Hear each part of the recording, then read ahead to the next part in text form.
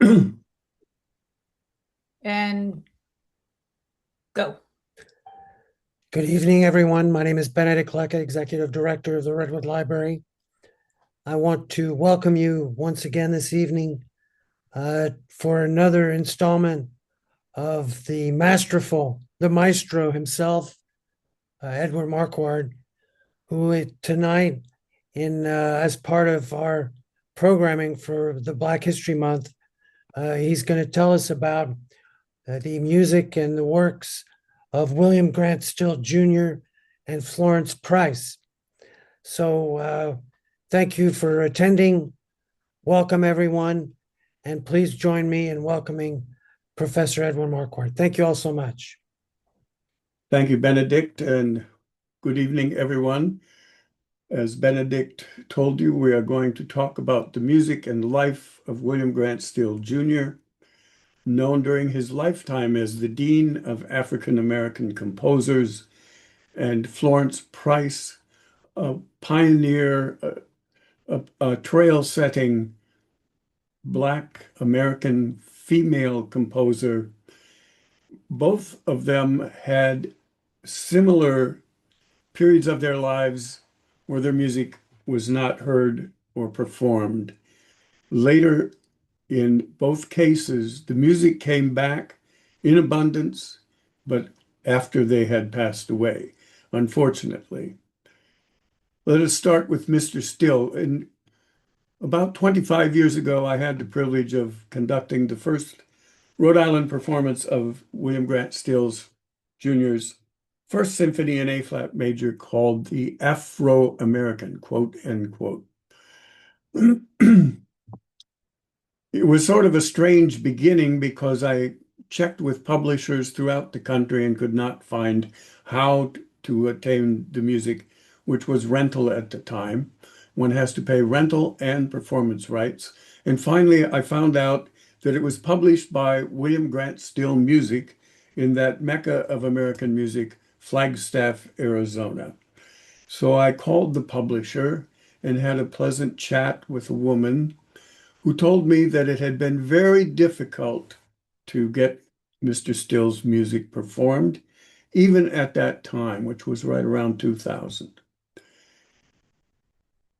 After a while, I said, "To whom am I speaking?" And she said, "This is Judith Ann Still, William's daughter." And then the conversation went on for another 45 minutes. And I'll explain more about her legacy and how she made sure that her father's legacy was preserved. William Grant Still was born in Woodville, Mississippi in 1895. He moved with his mother to Little Rock, Arkansas, where she taught high school English, and he was nurtured musically by his stepfather, who was a band director. In his later teens, he attended Wilberforce University, one of the first HBCU institutions. It's in Ohio, one of the first in America. And then he graduated from Oberlin Conservatory. He continued his composition studies with George Whitfield Andrews, and then, this is confusing, George Whitefield Chadwick, who was the dean of the New England Conservatory of Music, and ultimately with Edgar Varese. Along the way, he visited Memphis, Tennessee, and followed W.C. Handy, the father of the blues, to New York City, where he became an arranger for W.C. Handy's band. He was nicknamed, as I said, the Dean of African American Composers, and he was the first African American to have a work performed by a major symphony orchestra, and that was Symphony No. 1, performed in 1930 by the Rochester Philharmonic under the direction of Howard Hanson, also one of America's fine earlier composers in the 20th century. He was the first African American to conduct a major symphony orchestra in the U.S. That would be the Los Angeles Philharmonic in 1936 at the Hollywood Bowl, where he conducted a program of his own music. He was the first to have an opera produced by a major company in the United States. The opera was Troubled Island, and it was 1949 with the New York City Opera Company. He was the first to conduct a professional symphony orchestra in the Deep South, and that was the New Orleans Philharmonic in 1955, and the first African American to have an opera televised over a national network, his opera of the Bayou Legend in 1981, which is 3 years after his death. As far as his music is concerned, his life can be summed up, I think, in one word: integration. He integrated or amalgamized American modernism from his studies with Edgar Varese, American nationalism, and features of the Harlem Renaissance through his association with the great Langston Hughes as a librettist. He also drew on his multicultural background and experiences of racial segregation to shape his notion of what he called a universal idiom. The musical styles were those composers with whom he studied, including Varese and Chadwick, as we have said, but he ultimately settled on a more straightforward style that is rooted in song, actually. Characteristics of the African American melody, or the spiritual or other dance forms as we know them, were percussion kinds of effects, polyrhythms, call and response singing straight out of church, singing styles, and improvisation. And like Gershwin and Beethoven, he wrote down these improvisations and they became part of his symphonies and other works. As I said, his style was essentially vocal. You can almost sing all of the tunes he wrote. And harmonically and melodically, he used a great deal of pentatonic scales, blues scales, major scales with wrong notes in them, and some dissonance that he inherited from his study with Edgar Varese. A main rhythmic element of his music is what's known as the snap. Da-da, da-da, da-da, da-dee-da, da-da, which, of course, became a staple of ragtime music as well.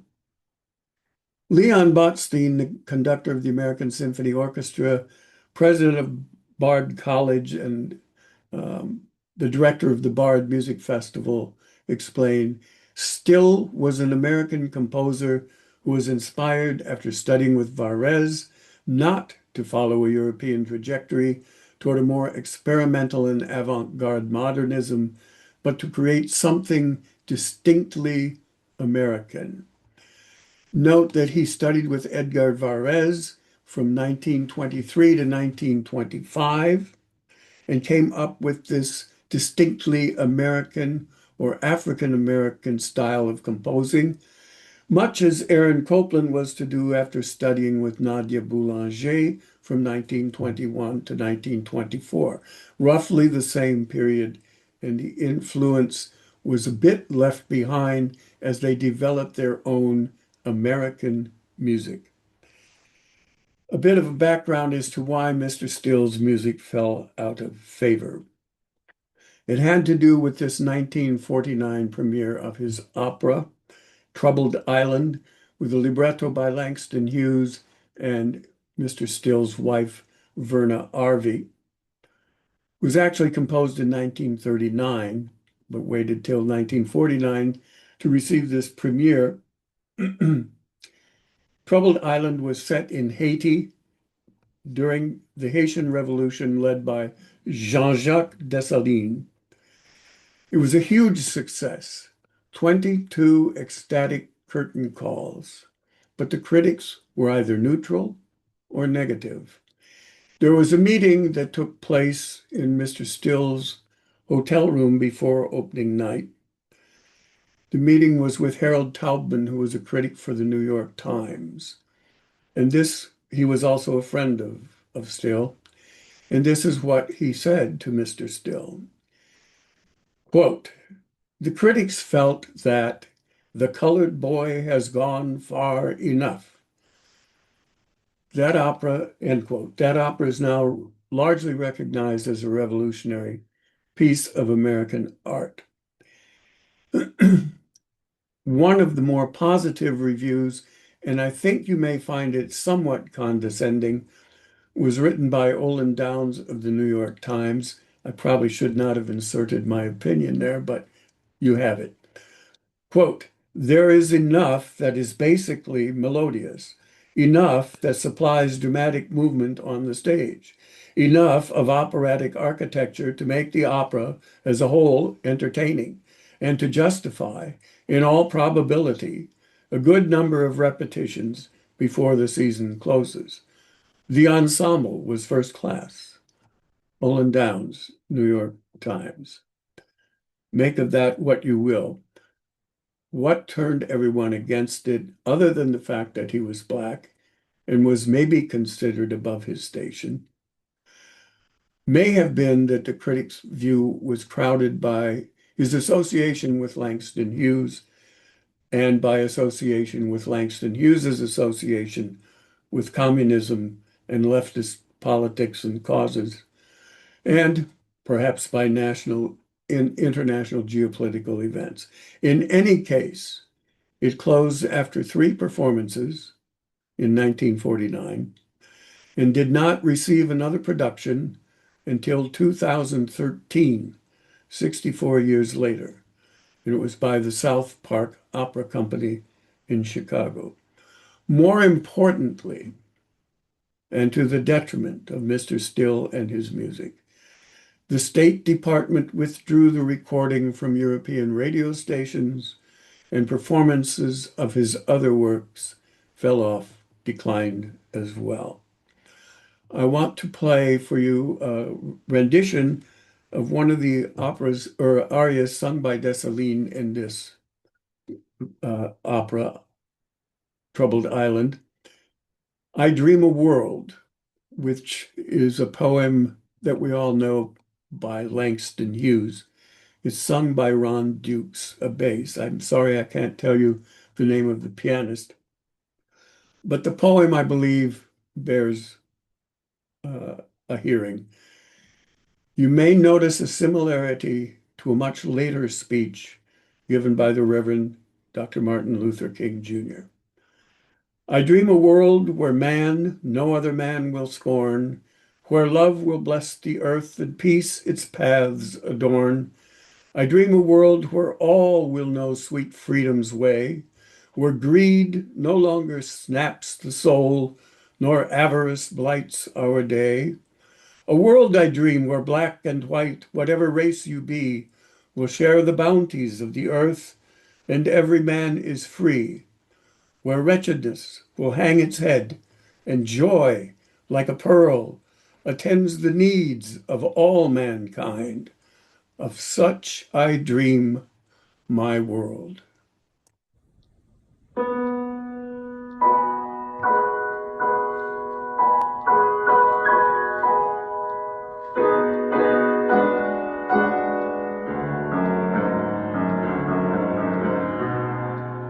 Listen, my son. I dream a world where man no other man will scorn, where love will bless the earth and peace its paths adorn. I dream a world where all will know sweet freedom's way, where greed no longer saps the soul, nor avarice blights our day. A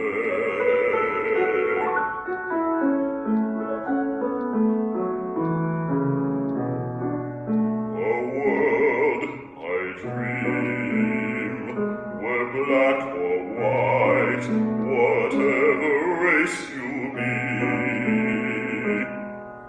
will share the bounties of the earth, and every man is free, where wretchedness will hang its head, and joy like a pearl attends the needs of all mankind. of such I dream. My world, my world,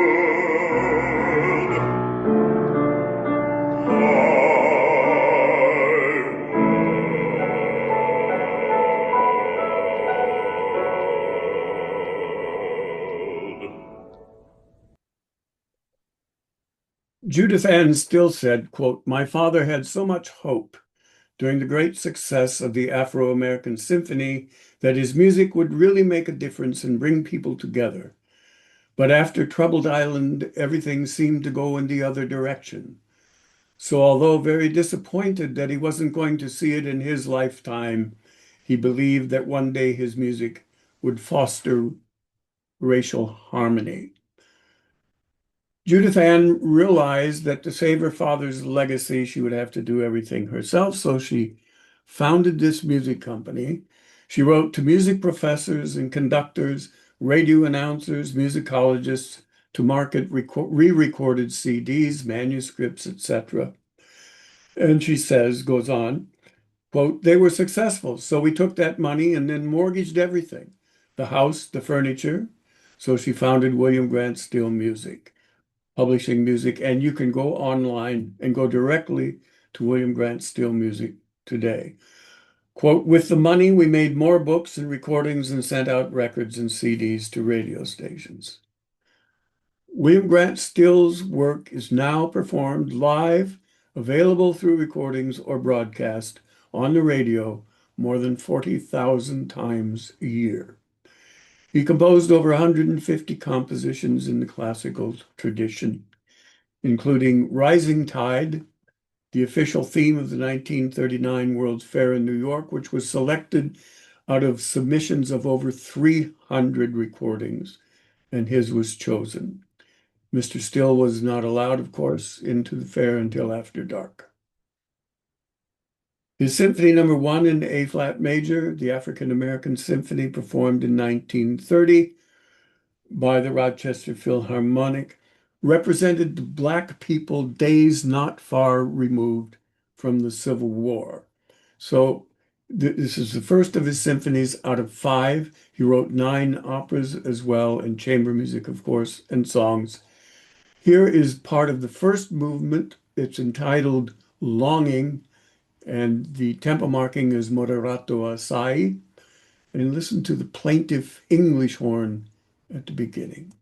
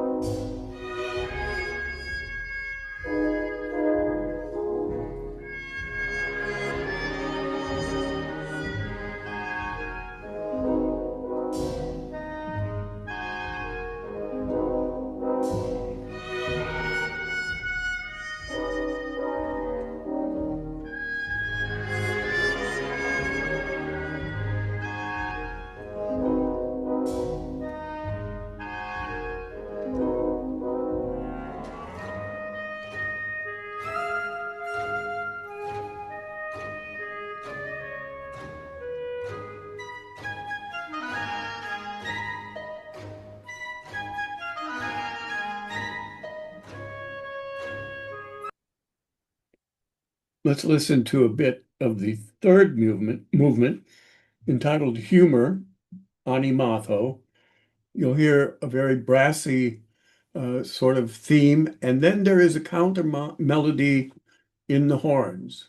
And that counter melody goes like this. Bum bum ba da dee da da da bum bum ba dum beep bum bum ba. Legend has it, according to U.B. Blake, that William Grant Still improvised that little tune one night when he was playing in an orchestra run by Hubie Blake called the Shuffle Along Orchestra. It happened to be that in the audience that night, according again to Hubie Blake, as relayed by Judith Lynn Still, was one George Gershwin. I think you can recognize that tune. Listen carefully. It's in the horns as a counter melody.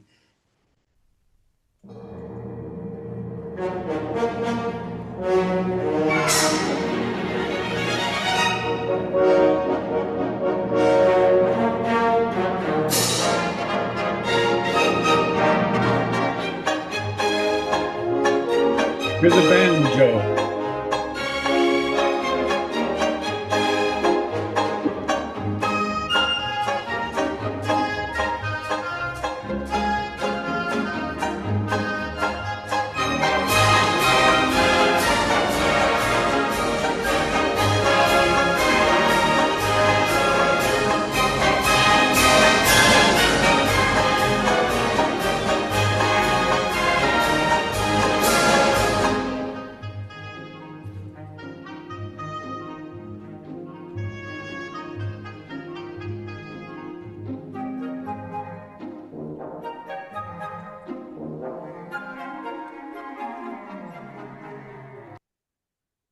And then the last movement, I think you will find with both of these composers this evening a commonality with late Romantic music, especially Tchaikovsky and Dvorak, perhaps. It should not be a surprise to us since this is the time that they lived and studied, meaning Still and Price. Those were the composers that they would have studied. Here's a bit of the last movement of the First Symphony in A flat major by William Grant Still. It's called Aspiration, and the markings are lento and con risoluzione, with resolution or resolutely.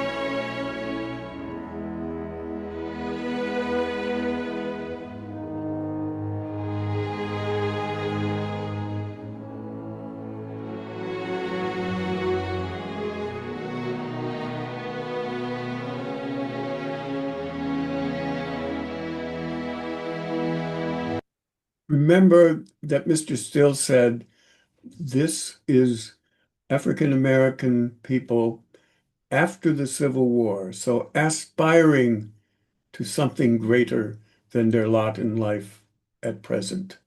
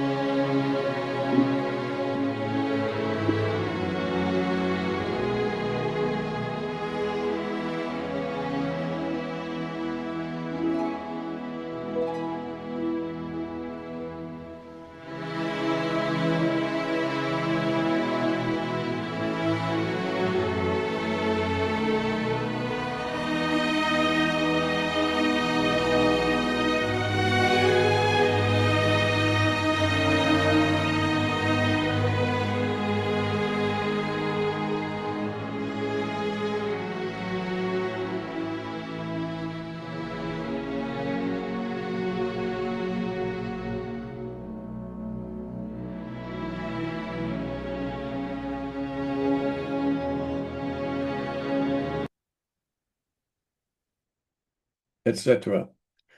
Well worth our listening. The next piece I want to play a little bit of for you was composed in 1935. It's Three Visions. It's a suite for piano. It's the story of the human soul after death. And I think you can catch a little bit of the modernism that Still was capable of writing in these piano pieces. The first is called The Dark Horseman. The second, which is sort of modernistic. The second, Summerland, and I think you can hear impressionistic. This is supposed to be heaven. The Dark Horseman is apocalyptic judgment, and the last is reincarnation, called Radiant Pinnacle. Here is the Dark Horseman.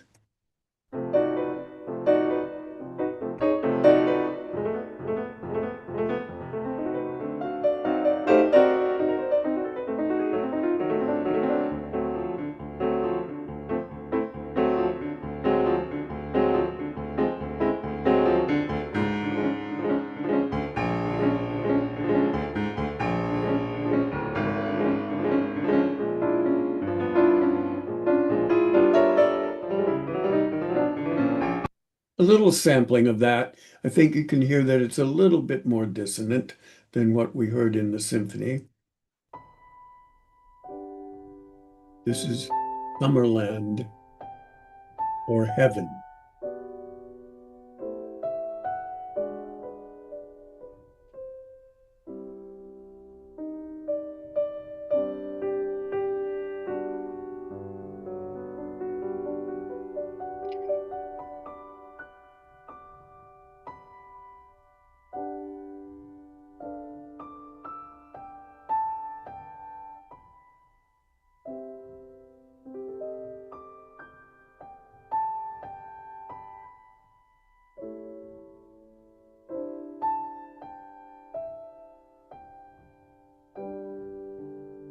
Sort of dreamy. And then the last, Reincarnation, Radiant Pinnacle.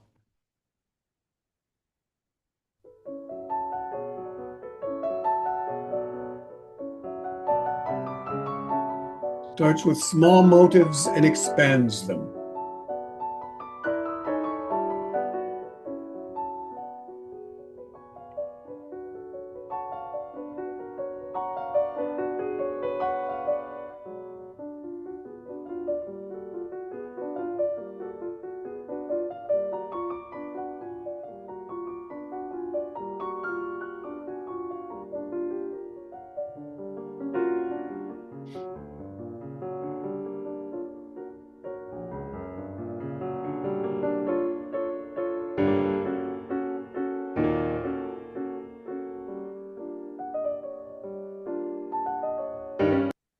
Turns the melody upside down.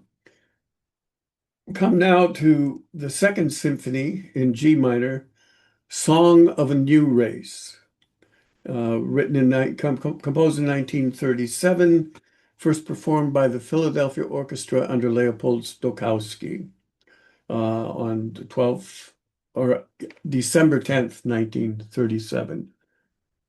This is a entirely new way of going for Still, in that he not only relies on African American music that he's heard, but a new individuality through the fusion of white, Native American, and African American musical characteristics.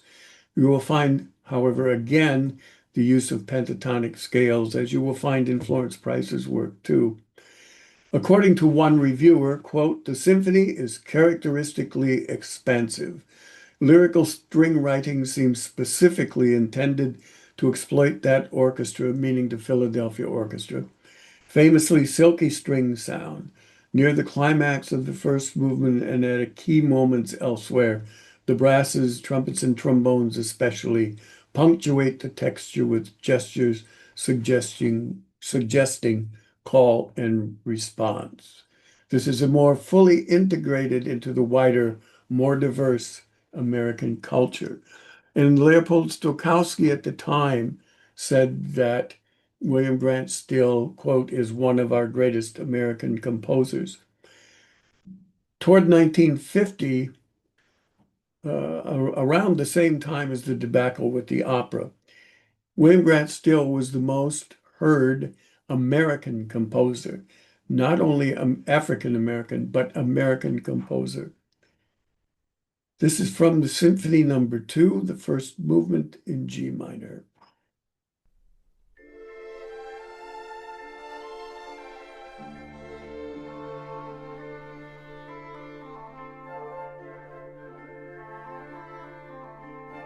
Again, a broad brush background with smaller motifs flitting in and out.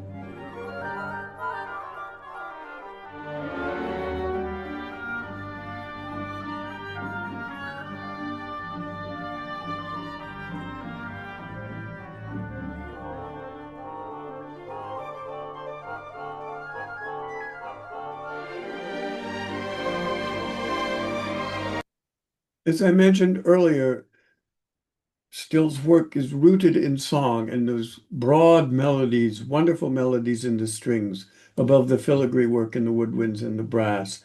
I want to play a bit of the last movement for you. Actually, I want to do a bit of the third movement because there's this scherzo movement, moderately fast. It's bouncy, lots of off beats, flute obbligato. But about 2 minutes in, there's a wonderful section that reminds me of Gershwin's Piano Concerto in F.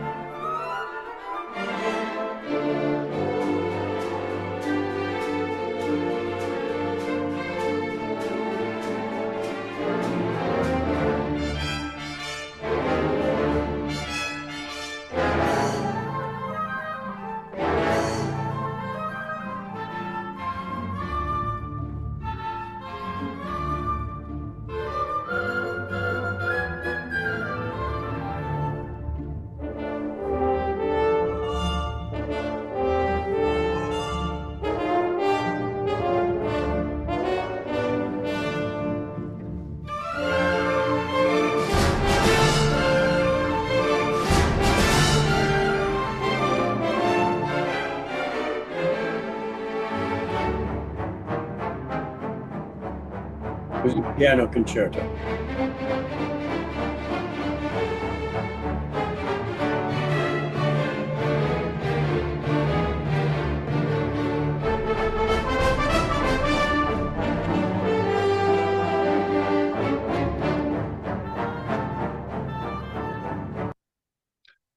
I recommend to you very highly the music of William Grant Still. He paved the way for other composers of his color. William Dawson, known for his iconic Negro Folk Symphony, and George Walker, the first African American to win the Pulitzer Prize for his work When Lilacs Last in the Dooryard Bloomed. Adolphus Hale Stork, who is celebrating his 90th birthday this year. And he also made possible for performances by symphony orchestras of the large classical or religious works by composers such as Duke Ellington and Wynton Marsalis. We move on to Florence Price, whose music I adore. I want to read something to you before we actually get into the historical story of her life. Her symphonies were rotting in a pile of trash. 69 years after her death, they won a Grammy. In 2009, a couple bought a dilapidated house in the village of St. Anne, Illinois, about an hour and 15 minutes south of Chicago in Kankakee County. planning to renovate it. Price maintained a summer home in St. Anne. The roof had a hole, a tree had crashed through the porch, rain had been seeping into the second floor for years. In the attic, buried under decades of dust and debris, they found stacks of paper bound with old string. The pages were damp, fragile, covered in grime. They almost threw them out. Then one of them looked closer. The pages were filled with musical notation, complex orchestra scores, and a name was written on the title pages. Florence Price. They had no idea they were holding an American genius in their hands. Florence Price had died in 1953. She was born in 1887 in Little Rock, Arkansas. Her mother, singer and pianist, and Florence became a world-class pianist and wrote a treasure chest of songs. Her father was a dentist, and her parents were well-respected, highly thought of in Little Rock society. Little Rock was a haven for Black people. 1/3 of the population was Black. Things changed, don't they? In 1903, she enrolled in the New England Conservatory in Boston, Massachusetts. And upon her mother's advice, she enrolled as a Mexican student.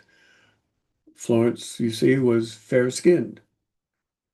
She graduated with honors at age 16 or at age 19 after 3 years at the conservatory. And she became a teacher and inspiration for students in Atlanta, Georgia, married a lawyer, and moved back to Little Rock. And then, due to an incident with the Ku Klux Klan, moved north to Chicago in 1927 as part of the Great Migration. And I recommend to you a wonderful book by Isabella Wilkerson entitled The Warmth of Other Suns, which is about that Great Migration, which took place roughly from 1916 to 1970. In 1932, Florence Price won first prize in the Rodman Wanamaker contest in musical composition for her first symphony in E minor. The prize was a performance by the Chicago Symphony, which was the first performance by a major orchestra of a work by a Black female composer. Frederick Stock was the conductor, and he encouraged Price to create other large-scale works. Her third symphony was originally commissioned by the Federal Music Project during the Great Depression and was first performed in 1940. A review in Chicago Daily News of her first symphony, and this is quite different than the review I read to you by Olin Downs in the New York Times about William Grant Still Jr. Quote, "A faultless work, a work that speaks its own message with restraint and yet with passion, worthy of a place in the regular symphonic repertory." It received a good deal of public attention from the premiere. Present in the audience were composers John Alden Carpenter and George Gershwin, and a fledgling young politician by the name of Adlai Stevenson. It was covered by the press and radio and well received. Her output: 4 symphonies, 4 concertos, choral works, nearly 100 art songs, chamber music, and solo instrumental pieces. One of her songs was performed by Marian Anderson at the famous Lincoln Memorial Concert in 1939, which I was reminded of by my good friend David Greger, why that concert took place. And many of you already know that Marian Anderson was denied access to Constitution Hall because of the color of her skin. Incidentally, Florence Price composed over 50 songs for Marian Anderson. She was influenced by Dvorak and Tchaikovsky, but also she was tremendously spiritual, religious, and of course, the deep spiritual roots of Black American music influenced her music as well. After her performance of her piano concerto in the early 40s, her music was not performed, so she decided to reach for the top. In 1943, she wrote to Serge Koussevitzky, the music director of the Boston Symphony Orchestra, about performances with the BSO. As many of you know, Koussevitzky was a champion of new works. Aaron Copland, William Schumann, Roy Harris, Samuel Barber, Benjamin Britten's Peter Grimes, Bartók's Concerto for Orchestra, and Igor Stravinsky's Symphony of Psalms all were premiered by the Boston Symphony Orchestra. She wrote, and quote, "Unfortunately, the work of a woman composer is preconceived by many to be light, frothy, lacking in depth, logic, and virility. Add to that the incident of race. I have colored blood in my veins, and you will understand some of the difficulties that confront one in such a position," she wrote. Not only did Koussevitzky reject her, it was worse. She never received any reply whatsoever. In the 1940s, she was living in Chicago as a divorced mother of two, taught piano lessons, played organ for silent films and church services, and composed after hours, writing symphonies in boarding houses. There was one highlight at this time in 1951. Sir John Barbaroli commissioned a work from Florence Price for premiere with the Halle Orchestra in Manchester, England, and she wrote a string work for him, and it was indeed premiered in England, although by that time she was quite ill and could not make the trip. In 1953, Florence Price checked into a hospital for a minor foot issue and died suddenly of a stroke. She was 66 years old. Today, Maestro Yannick Nézet-Séguin has said, "We need to hear this music, not just as an historical record, but for its artistry. We're delighted to record music of Florence Price. So much important music around the world has been neglected, not because of the quality of the work, but for superficial reasons.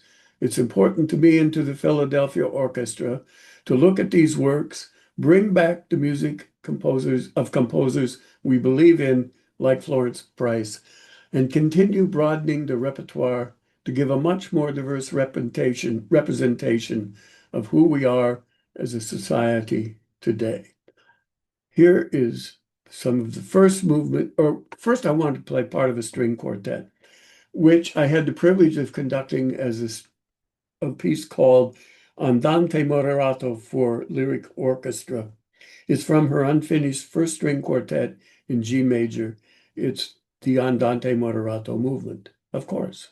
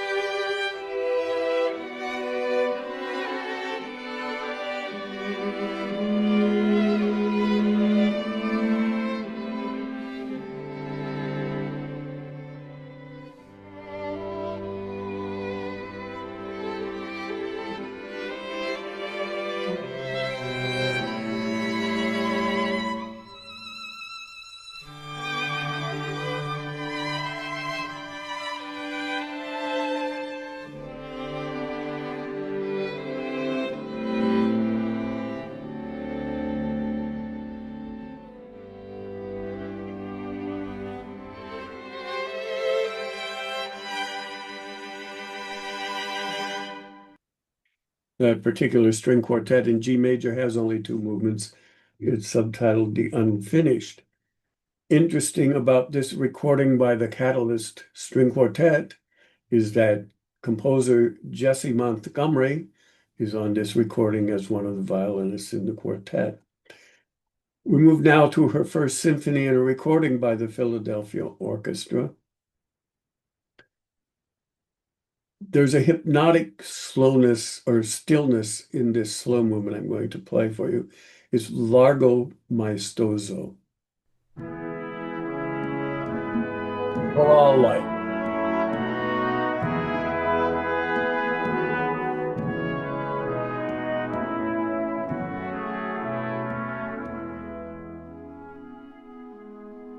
Very hymn-like. Note the contrasting textures, brass, cold, woodwind, soft.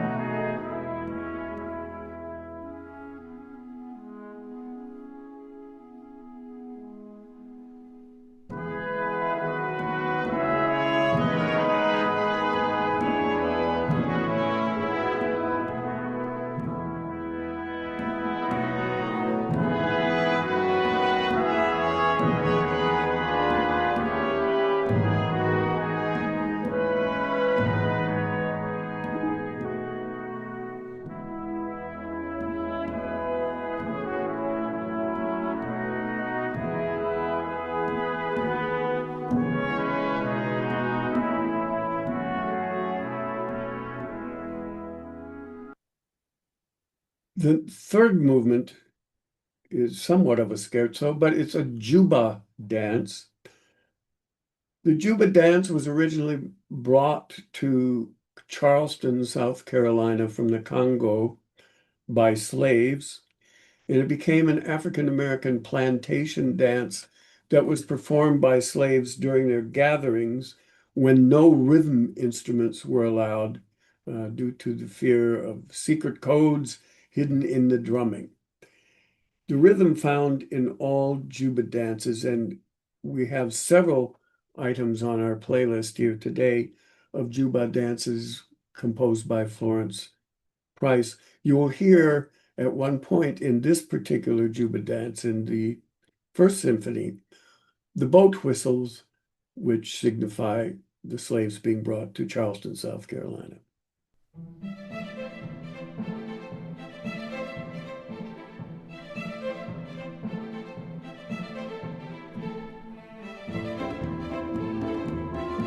Of course, drums are allowed in a symphony.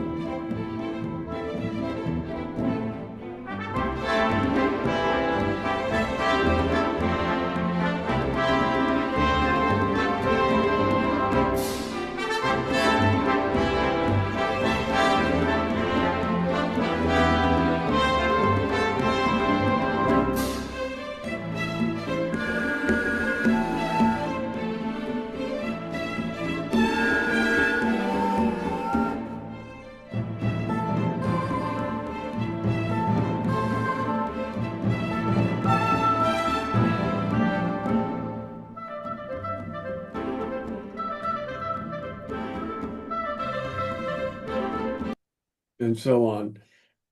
Here is a bit of her piano concerto in one movement. It's in D minor.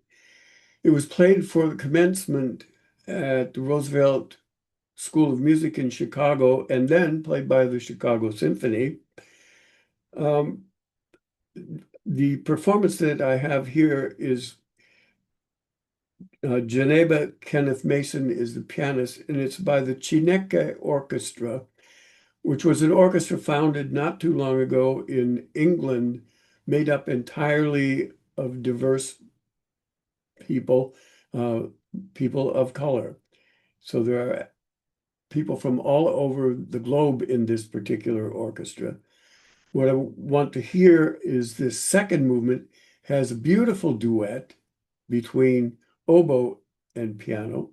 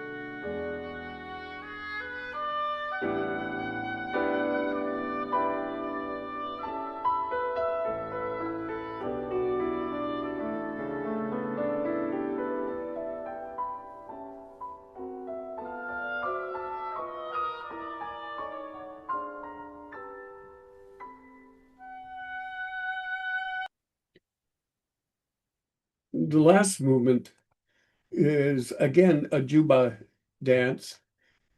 We're speaking of the last movement of the piano concerto in one movement. And it begins a bit slowly and then moves to an allegretto. And I mentioned earlier that Florence Price became a piano teacher. She also was a fairly accomplished pianist, as I think you will hear. In order to write this, she must have been.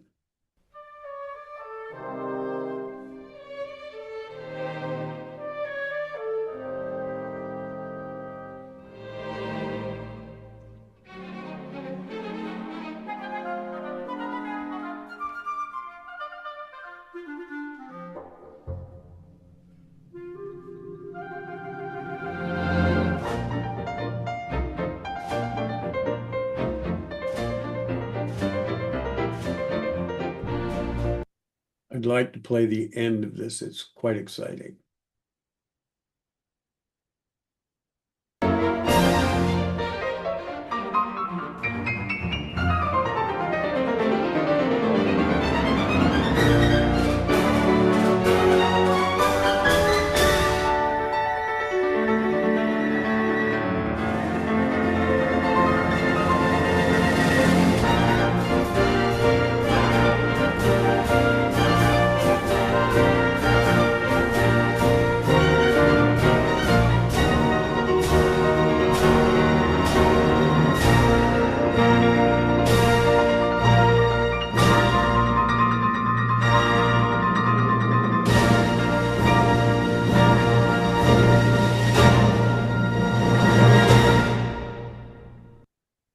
Fantastic.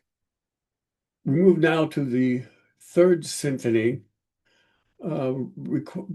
These two symphonies, number 1 and number 3, by Florence Price, were recorded in 2022 by the Philadelphia Orchestra.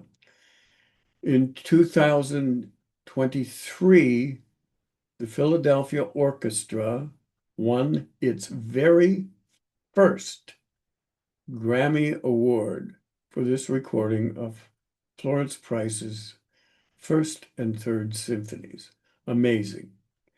Here's what Nézet-Séguin again says about the Third Symphony. In the Third Symphony, pardon me, every melody feels as if it should be sung. I think that's a common, if I might interject, that's a common feeling we have with William Grant Still and Florence Price. Their melodies are eminently singable.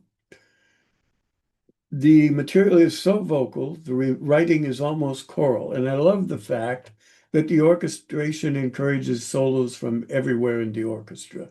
It feels as if she loved all the instruments equally.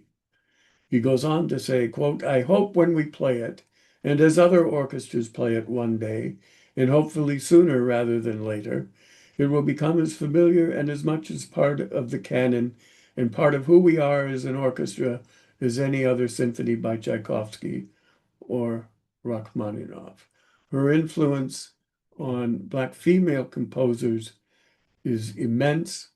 Among those are Undine Smith Moore, known as the Dean of Black Women Composers, Dorothy Rudd Moore, founder of the Society of Black Composers, and Jessie Montgomery, the aforementioned Jessie Montgomery, who in 2021 and 22 was a composer in residence of the Chicago Symphony Orchestra, and before that was a fellow for 5 years with the Community Music Works in Providence, Rhode Island. Here's part of the first movement of the Symphony Number 3 in C minor.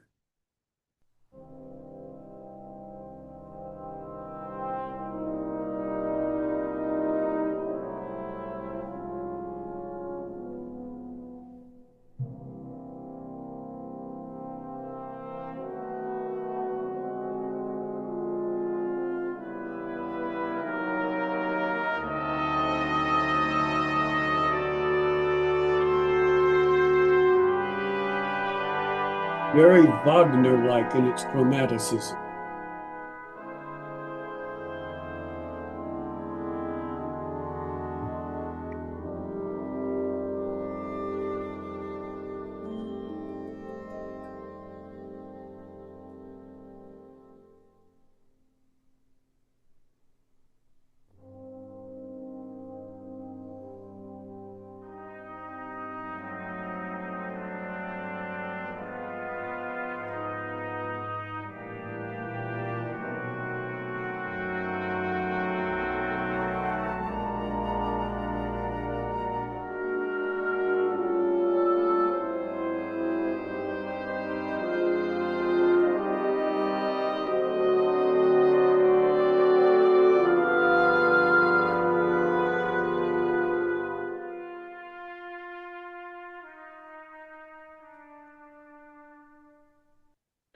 I should have mentioned that this symphony was written between 1938 and 1940, and that Florence Price wrote composed four symphonies, and this is, as I've mentioned, the third.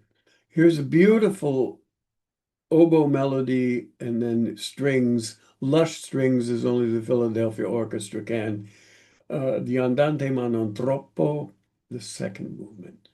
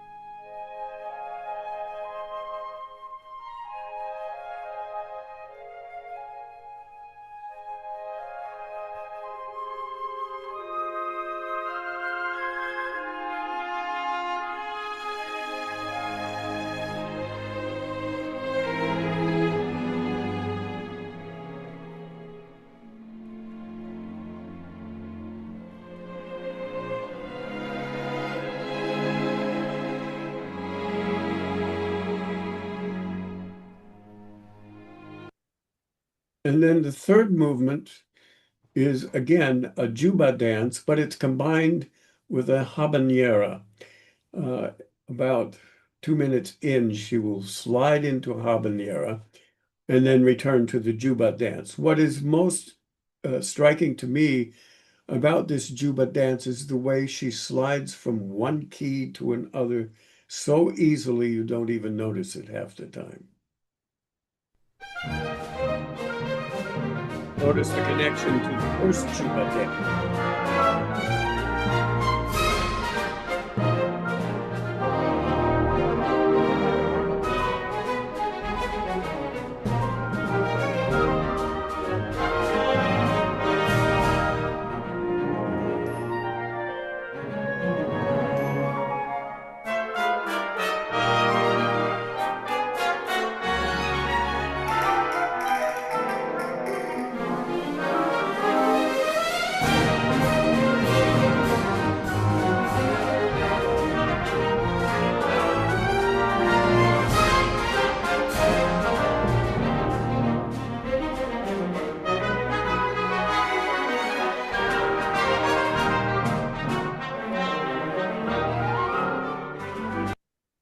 And then a bit of the habanera.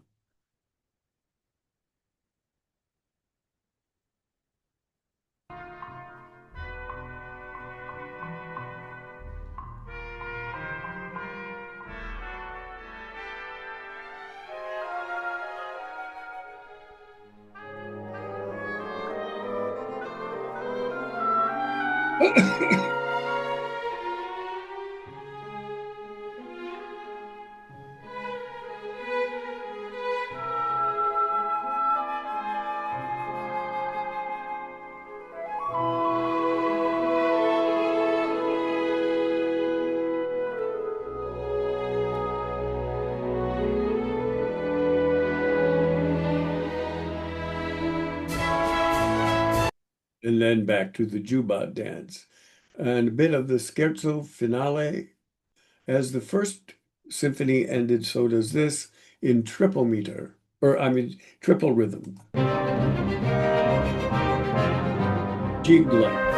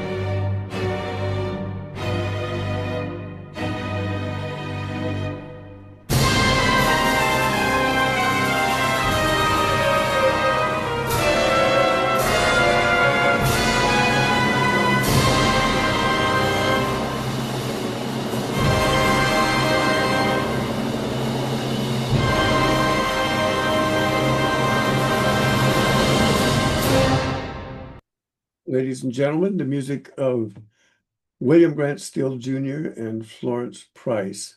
We next meet on March 18th, and out of deference to our esteemed executive director, we're going to explore some early French Baroque music, specifically the music of Jean-Baptiste Lully, François Couperin, and Marc-Antoine Charpentier. I hope to see you then. Thank you again. Have a great night.